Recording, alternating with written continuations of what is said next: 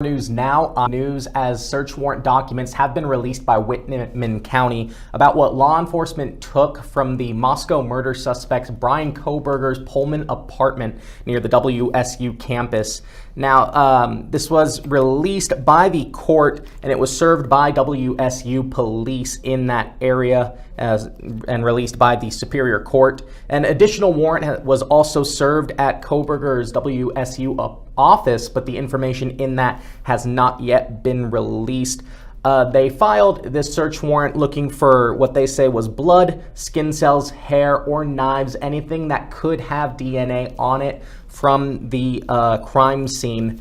And some of those items that have been released, and you can see the full list up on our website right now, kxly.com. But some of those items was a nitrite black glove, a Walmart receipt, 2 Marshall's receipts, a dust container from a vacuum, 8 possible hair strands, including 1 animal hair strand, which if you'll recall, there was a dog in the Moscow house, 1 fire stick, fire TV stick, and a computer tower, as well as reddish brown stains on a pillow, and 2 mattress covers were also seized as well. Now, it's important to note these search warrants do not say if they tested all these DNA items or what they tested them for, but this is part of the now unsealed search warrant in Mr. Kohberger's apartment, and we'll have a full breakdown of that. Rania Kerr will tell you the latest in 4 News Now at 5, and we'll get into what the rest of the team is working on as well. We'll move right along into weather for the KXLY Plus daily rundown. So weather, you might have noticed it was a wet morning today. That rain system that we have been expecting has been moving in and could turn to snow around 9 p.m. tonight as things start to cool off, and expect things to also cool off going into next week as well.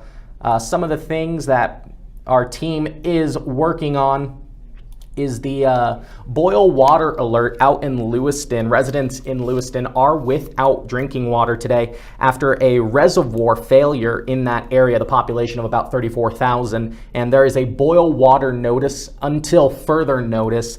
And we'll have tips on what you can do to make sure you can safely drink the water. And Vanessa Perez spoke with a cafe in that area about how they're trying to stay open by providing bottled water.